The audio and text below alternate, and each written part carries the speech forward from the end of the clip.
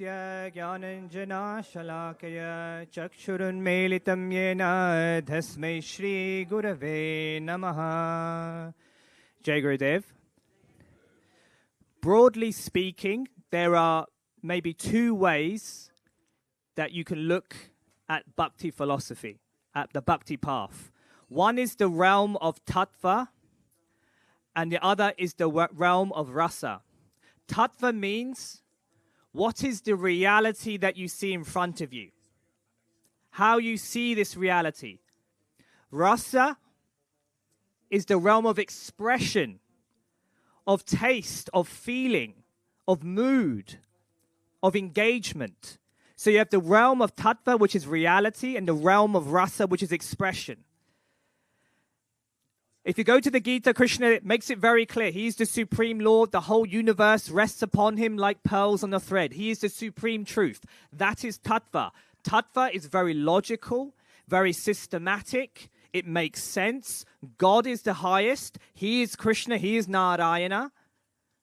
And then you have the realm of rasa, which is the mood in which we love God. That is tattva. But when you enter the realm of rasa, the realm of tattva starts to shake. Krishna is the highest, Narayana is the highest. Yes, that is what tattva says. That is the siddhanta, that is the philosophy, and we must stand by it. It makes sense, it's very rational. But when you go to the realm of rasa, somehow even the tattva starts to shake, it starts to crumble in some way, because nothing makes sense in the realm of rasa. It's like Niels Bohr, he's a physicist. If you look at Newtonian physics, gravity and so on, and forces of nature, I'm not a physicist, by the way, so if I get this wrong, don't shout at me. But Newtonian physics is very clear. But when you go into the subatomic world, quantum mechanics, it's a complete mess. All the rules of the Newtonian world don't make sense in the quantum world. Niels Bohr, who's the father, one of the forefathers of quantum mechanics, he said, if you study quantum mechanics and you don't feel dizzy, you have not understood quantum mechanics. The realm of rasa, the realm of expression, the realm of love, of bhakti, it doesn't make sense. Suddenly the tattva starts to get a little bit shaky. And so when I give this talk, whenever I come to the Radharani temple, I feel like in some way my natural instinct is I'm a prapanan, which means I want to take shelter at the feet of Guruji, because I have a mind that doesn't really cooperate with me. And so I can't enter that realm of rasa that Radharani personifies, that the Ashtashakis, that the Vrindavan Leela, that all of this represents, that this personifies. I don't really know enough about this. So I come to Radharani as somewhat of an outsider who is looking at Radharani with wonder and amazement at what she is, at who she is. Because Guruji said, he said, your job, if you have this conditioned mind, is to look only at the toe, the feet, the ankle, no higher than the ankle of the Guru. So my main focus is on the ankle, the feet, the toes of Guruji. But I can look up occasionally and look at this realm of rasa that Radharani personifies, and I can sit there and wonder in amazement and speculate as to who she is. Because Guruji described Radharani, he theologically laid it out. He said, Mahalakshmi is the Adi Shakti, the foremost expression of Narayana. But there's two Lakshmis, Mahalakshmis. There is the Mahalakshmi who is at the feet of Narayana. And she's the intercessor. When we describe how the mercy of the Divine Mother, she pleads with the Lord to make him listen to our prayers. That is the Purushakara, Lakshmi at the feet of Narayana. But then Guruji described also Lakshmi born of the heart of Narayana. That the heart of Narayana, when Lakshmi comes and manifests, that is Radharani. So this is how we have to understand the Divine Mother, the Adi Shakti. Radha emanates from the heart of Narayana. In the Sri Vaishnava tradition, Radharani, she's known as Neela Devi. And they say primarily Narayana has 3 wives. There is Lakshmi. When you pray to Lakshmi, her responsibility is to tell the Lord, please listen to your devotees. Even though they're fallen and even though they're terrible and they make mistakes, please listen to your devotees. That is the role of Lakshmi. Bhudevi, to get the mercy, what Bhudevi does for her devotees is she distracts the Lord. She makes the Lord look away so that they can enter Vaikuntha secretly. She manages to smuggle her devotees in. That's how she makes the Lord overlook the mistakes of her devotees, of his devotees. But Neela Devi, the Radharani, the kind of Vaikuntha Radharani, if we put it like that, Neela Devi, she doesn't debate with the Lord and say, you must take this person. She doesn't distract the Lord. Do you know what she does? She tells the Lord directly, it's your fault that they're making mistakes. The problem is with you. You're something wrong in your eyes that you can't see their purity. So that is Neela Devi. Neela Devi is born from the heart of Narayana, and she is the inception of the world of rasa. Rasa doesn't make sense. You can already see the tattva is starting to shake. How is it that the Lord is wrong? How is it that the Lord can't see the purity of his devotees? Who is Neela Devi to say this to the Lord? These are the questions that the tattva realm tries to ask. But in the realm of rasa, it's a completely different universe. That is the realm of Radharani. Radharani, she comes and she emerges from this famous text, the Gita Govinda. How many of you have heard of the Gita Govinda? Famous text written by Jayadev Goswami. And so he writes in this terrific, poetic fashion, the romance, the Leela of Radharani and Krishna. Krishna is with the gopis. He's somehow with another gopi. Radharani is looking and thinking, when is he going to meet me? Has he betrayed me? She feels hurt. Krishna then looks at the tears of Radharani and hears how she is suffering, and he feels such pain and regret. And then you start to wonder, what is happening to the tattva? Why is Krishna feeling regret and urgency and pain for Radharani? He is the Supreme Lord. The whole universe rests upon him like pearls on a thread. Why is he so concerned? The Gita Govinda is about the world of rasa. And in this world, Krishna, he approaches Radharani begging for her mercy. Krishna begs for the mercy of Radharani. The world of tattva is shaking. It is starting to shake in the Gita Govinda. And then Jayadev Goswami has this revelation. He has the eyes to see what happens in Vrindavan.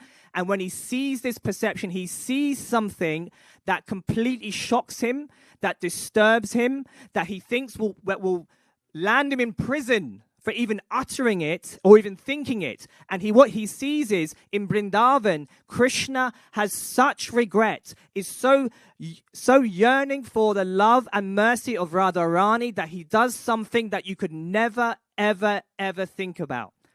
He asks that Radharani put her foot on his head. That Krishna's head goes in under the soles of the foot of Radharani. And in South India, when you see such an amazing or terrible statement, I remember my mum used to do this thing. You do this. It's so shocking. How can Krishna go to Radharani and ask? And so Jayadev Goswami, he doesn't write this down because he thinks I can't do this. So he goes away and bathes and has a bath. And then he comes back to his wife Padmavati, and then he goes to the book where he's writing the Gita Govinda, and he sees this verse, Dehi Padapalavam Mudharam, that you put your foot on my head. And he sees it written on the text. He can't believe it. And he asks Padmavati, what on earth, what's happened? Who wrote this verse? Did you write this verse? And she says, of course I didn't write this verse. And then she tells him, you came back and you wrote this verse. He said, I didn't come back. I was bathing. And so Jayadev Goswami then has the revelation that he understands the Lord took his form, and the unspeakable truth that he was too afraid to utter, he himself wrote down that verse. He himself writes down the verse that Krishna takes the mercy of Radharani. He bows his head and said, "Put your foot on my head." He asked for that mercy. The realm of tattva is now broken. It is broken. It's not only shaken, it is now broken. And this is what Jayadev Goswami has said. This is Radharani. This is the realm of rasa. Tattva does not make sense. Philosophy does not make sense. We want consistency. Things have to be ordered.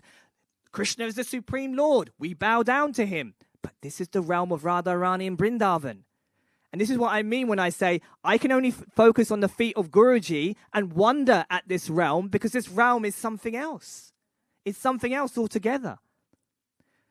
But Jayadev Goswami, in making this revelation, he opens up the whole universe of rasa, because even you look at Pandur Vittala. How does the Leela of Vittala start? Vittala is with Rukmini, and what is he doing? He is thinking about Radharani. He is reminiscing and saying, "I'm doing Radha Nam." He is chanting Radha's name. And Rukmini is so filled with hurt that he's chanting another woman's name that she runs away. Krishna then runs away after Rukmini and then visits Pundalik, and then the whole Vakari saints, the mood of rasa starts to explode. So the realm of Radharani and Vrindavan opens the floodgates to the Vakari saints, because here we find that Vittala, he goes to Namdev and he breaks the tattva even more, because he's chanting Namdev's name, the saint Namdev.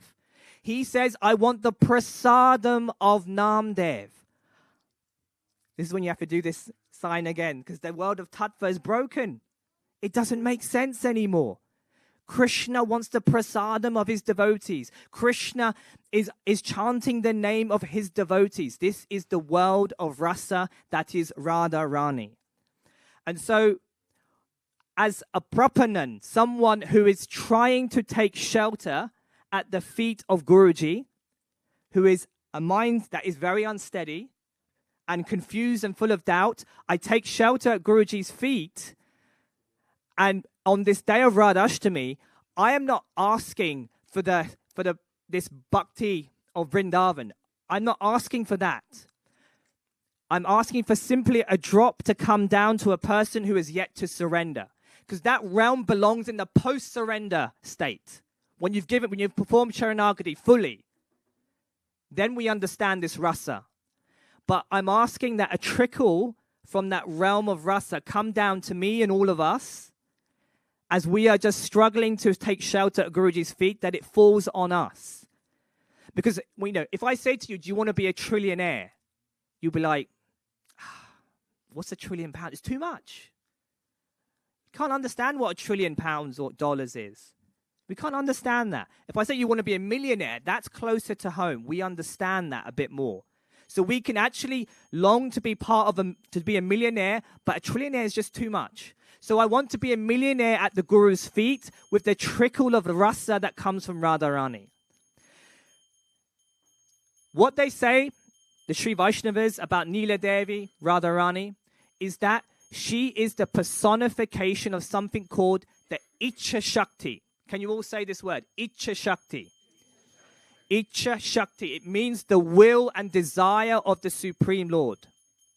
So the very Shakti of the Lord that desires, the very will of the Lord to express happiness and pleasure and love, the very instinct to enjoy, that is the Ichha Shakti, and the personification of that Ichha Shakti is Radharani. And Guruji gave a wonderful tweet some time ago, and he was describing how every aspect of longing that we have for life in our bhakti path is an expression of our own Ichha Shakti. So every time there is longing, there is Radharani. Govinda. Every time there is longing, there is Radharani. Often when I first understood about this longing was, I often say this experience in darshans, not long after I met Guruji, I was praying to Guruji's picture in London, praying to him because I couldn't come to Germany for Christmas time. So I started praying to Guruji because I missed him, because I just met him for 3 months. I just realized he was the one I'd been looking for, and I couldn't get to see him at this point. So I was praying intensely to his picture. My brother then phones me and tells me, Guruji told me, it's sweet. Myron is thinking about me. In Germany, Guruji is registering the prayer in London. That small bit of longing, although it is very contaminated with my mind, that small bit of longing is the Icha Shakti. This is Radharani. This is how we experience Radharani. That longing, that desire in separation. We call it separation. Radharani is famed for this Mahabhava, Viraha Bhakti, this longing in separation from Krishna. But what we don't realize is the very longing in separation means that you are in the presence of Krishna. To even long for God, for Guruji, for Krishna, means that you are with Guruji, God, and Krishna. The very fact that you can long is a grace in and of itself that shows that Krishna, Guruji, God is in your life. That is the Icha Shakti emanating. That is Radharani. Sometimes Guruji will deny us things. One time Guruji was he said to me, you should come on this trip. We were in South Africa at the time. He told me, you should come on this trip. So my name was on the list to come for a trip in South Africa. Guruji was leaving the crowd. And then as he was getting in the car, he was driving away. I was supposed to go with him. And as he was driving away, he made it clear, Myron is not coming with me on this trip. I was supposed to go with him. That denial of grace, something erupted in me and said, Guruji, you cannot leave me. Guruji, I belong to you. There was this strong demand. I belong to you. He denied me the access to him, but in that strong denial, something erupted inside of me to say, no, I belong to you. That Icha Shakti that rose up. And then Guruji drove away, and then suddenly the car stops, brakes. Guruji opens the door, and he calls out, hey, Myron, get in the car. Right? It's separation. But in the separation, there is longing, and in the longing, you have him already. And then you start to realize that it's such a grace to long for Guruji. If you have a grace to long for Guruji, this is one of the highest priceless gifts, because the longing for Guruji that erupts spontaneously from within is not even your longing. It's his longing for you that he's bestowed upon you, and you're experiencing that. That's why it's such a gift to be able to shed tears for the Guru.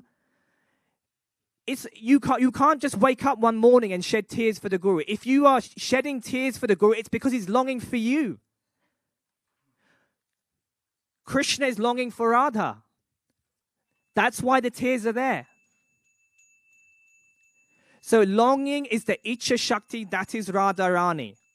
But some of us will be saying, but I don't have tears for Krishna. I don't have tears for Guruji. My heart is like a heart of stone. Fair enough. I understand. Our hearts can be like stone sometimes. But I say this, there is something called unconscious longing. Unconscious longing.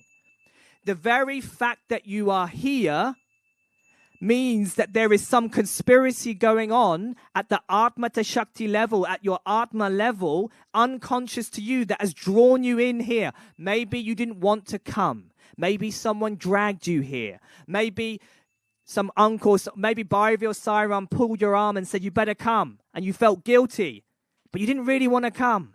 Unconscious longing has brought you here. Now, I always like to quote Swami Chidananda. You know, he never longed for Guruji, but he never met Guruji. Before he even met Guruji, he was a banker. he was ready to get married and all kinds of stuff, living the normal life. Suddenly, his relationship ends. Suddenly, he gets fired, and he doesn't know what to do with his life. He ends up traveling all around the world, doing all kinds of stuff, ends up in India, in the Kumbh Mela, suddenly finds Guruji, and bang, bang, bang, bang, bang, he's in the ashram, and eventually he's a Swami. How does it work like that? Because the Atma is longing, and Guruji is responding to that longing. There is something called unconscious longing. So don't be sad if you don't have the tears, but understand that the very fact that you are here means that we have unconscious longing. We should understand that this Ichcha Shakti, that comes from within, if you look at a devotee, can anyone say that we're rational? If somebody looks at us from the outside, can anyone really say that we're rational? There's a person who, like an alarm clock, every 6 months, he comes to Fruz and myself or whatever, and he says to us, you know what, you guys should live a more balanced life. Because you guys do a lot of traveling. Every 3 weeks, every weekend you seem to be in Germany. And, you should live a balanced life, because, you've got a family and so on, and, you should do things properly. If you're on the outside, the devotee's logic doesn't make sense, because the logic is not rooted in rationality. The logic is rooted in longing. Longing is the logic of a bhakta. When Guruji was telling the story of Namdev, when Namdev threatens Vittal, if you don't drink this milk, I'll break my head on a stone. If you're an ordinary person, you say, Namdev, just chill out. Right? It's just a bit of milk. Someone else can drink it. Dana says, I will end my life if the Lord doesn't take this prasadam. I will not eat until he eats. Just chill out, Dana. Relax. Who can understand the logic of the saints? Because their logic is built on longing. The Ichcha Shakti, that is Radharani. It has its own logic. And the thing is this, we have to guard our longing with humility. We have to guard this longing because it's so precious to shed tears for the Guru. We have to guard it. Because if we don't have longing, our relationship, our seva, transforms from a guru-disciple relationship, from a lord and a bhakta, to a corporate company. Bhakti Marga is not a corporate company. Bhakti Marga is a realm of Leela where we serve and realize that he is the one serving us. That is the realm of Bhakti Marga. But the Bhakti Marga organization, if we lose our longing, if we let our ego hijack the situation, it becomes like a corporate company. I remember the first time there was a Just Love festival. We hired this big stage, and the Aradhana band did its first performance in a Just Love festival, and it was my first time on a big stage with a big screen. And I always used to tell myself, I'm playing Mridanga to serve Guruji because I'm a great servant. And then when I went on that stage and I saw the crowd jumping at the kirtan, the mics were fantastic. The big screen was there. I was grooving. The kirtan was grooving. It was amazing. And you know what? I really enjoyed it. I enjoyed it. I felt like a rock star. I felt like I used to go to these Coldplay concerts before, and I thought, you know what? This is the same vibe. And I'm feeling so great that we rocked it. Did a great kirtan set. Everyone was jumping. Guruji seemed to be jumping. Everything was amazing. And I just went off the stage thinking pumped. And I just looked at Guruji. Guruji looked at me, and he just gave me one of these looks. And I just felt so bad. Because I realized my ego, the longing to serve Guruji and play Mridanga had been hijacked by the ego, and it became all about me. Longing gets hijacked. Radharani can get hijacked. That's the problem. We have to guard Radharani. The drop that we have from Vrindavan in our lives, that Ichcha Shakti, we have to, in some way, safeguard it. Because that longing, really, if you look at Radharani, you understand, or at least read and have some appreciation of Radharani, And what is going on in Vrindavan? You see the separation and the union, the separation and the union. There is separation which brings such intensity that when the union happens and eventually there is more separation, which brings it to a new level of love. There is prema, para prema, parama prema, and even beyond that, love never ends with Radharani. It goes on and on and on and on. So longing, the Ichcha Shakti, is constant expansion. How does that register? This is the thing. As devotees, we have to break boundaries. There should be something extraordinary about us. In our seva, in our longing, in our sadhana, we have to be aching to break boundaries. That is the Ichcha Shakti. How do we know when we are not tainted by the samskara of laziness? Because laziness is the cancer of spirituality. It is spiritual cancer, laziness. If I define laziness, laziness is the unwillingness to expand. It is the trying to avoid expansion.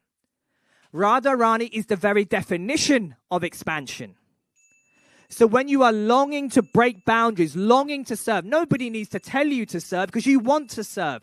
You don't need Guruji to point the finger because you love to serve. Because you know that you've been born to serve. Because you've been born to break boundaries. That is the Ichcha Shakti exploding. A bhakta should be exploding. That is Radharani. Because she is exploding all the time for Krishna. When there is no boundaries. When she's reached the highest, there is another higher level. My rugby coach used to say to me, I always loved this quote, and I said it many times, but my rugby coach when I was a kid, he used to say to me, Myron, I want you to run as fast as you can and then accelerate. Run as fast as you can and then accelerate. That is the way love works. That is the way our seva should work. That is the way our longing should work. That is Radharani. Because otherwise, we will get the opportunity to be next to Guruji through so much punya, standing next to Guruji, around his breathing space, but that opportunity will come and go. When we are longing, then Guruji can pour that grace. Guruji was just saying this 2 days ago. He said, only when you have that longing can the Sadguru pour his grace into you. Look at Dhritarashtra, Duryodhana, Shishupal. All of these people were next to Krishna. They had the punya, let's say, to be around Krishna, but no longing. Even the Yadavas around Krishna, they were next to Krishna. They stayed with him for so many decades in Dwaraka. They had Krishna protecting them all the time. But how did the Yadavas die? Do you know? How did the Yadavas die? Krishna's cousins, his people. They all killed each other. They all got drunk and they killed each other. And Krishna joined in and then killed them as well. After spending they had so much punya to be around Krishna. But look at the Gopis. The Gopis had a very limited time, but they longed and they longed and they longed. And Krishna, even when in Dwaraka, was saying Radharani's name. This is Radharani. Longing, we have to be careful that it doesn't get hijacked. A couple of times, one time, Guruji, when I'm very lucky that Guruji invites me to his residence in Germany to have dinner with him. And then sometimes there are some people, he's still there. One guy, he said to me, you know what, just come, just come to the Guruji's residence. I said, no, I have to wait. Guruji will ask me. If he wants me to come, he'll ask me. Then I'll say his name, he doesn't mind. Hari Tiligadas was like, no, come on, Myron. Come on, you can come. Just come with me. And I was like, okay. Yeah, maybe it's okay. I can just come with Hari Tiligadas. And then we walk up, we press the buzzer to Guruji's bungalow. Normally somebody else answers, but then Guruji answers. Hari Tiligadas walks in and he looks at me and goes, you self-invited yourself. He goes, okay, then come in. But you see that, what was the Guruji saying? There's something profound about that, because I went because everybody else was going. Everybody else going. I thought, let me smuggle myself in behind Hari Tiligadas and get in there. Yeah, that's why if he can go, anyone could go. No, but I thought, let me smuggle myself in there. But then Guruji said, you self-invite. Why does Guruji say that? Why does Guruji say that? Because I know why Guruji says that. Because he wants me to long. He doesn't want me to try and strategize and find a way that I can maneuver myself to get in through the back alley and find myself at the dinner table and say, hey, Guruji. We have to make ourselves available. Always we have to make ourselves available to Guruji. All the time. And that longing, Icha Shakti, should be there. But when he responds to the longing, rather than the mind strategizing and the ego trying to compare and say, he got this and that person got this and I want to get this as well, that's when the longing gets hijacked. You know, in the Ramayana, you have Lord Ram in the forest of Sita. And then Ravana's sister, what's the name of Ravana's sister? Shurpanakha, yeah. What happens? She looks at Ram lustfully. And she looks at Ram, she then puts on a beautiful form, and then she runs to try and grab Ram and marry him. That is hijacking. She wants to grab Ram. What does Shabari do? Shabari waits patiently for decades, and eventually Ram comes, and then she offers the berries. Yep. She offers the berries, and that is how the longing responds, that the Lord responds to her. So that is Radharani, the nature of longing, the nature of embracing life, the Icha Shakti, that is the Lord, that is Vrindavan Dham. And we pray on this Radhashtami that we just have a drop of that. Jai Gurudev.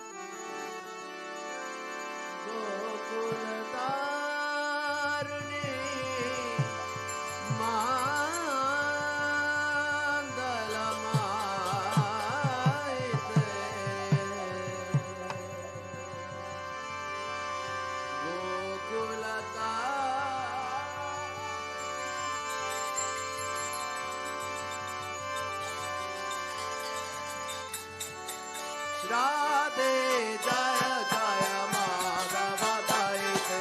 Radhe Jaya Jaya Madhava Daite. Radhe Jaya Jaya Madhava Daite. Radhe Jaya Jaya Madhava Daite. Radhe Jaya Jaya Madhava Daite.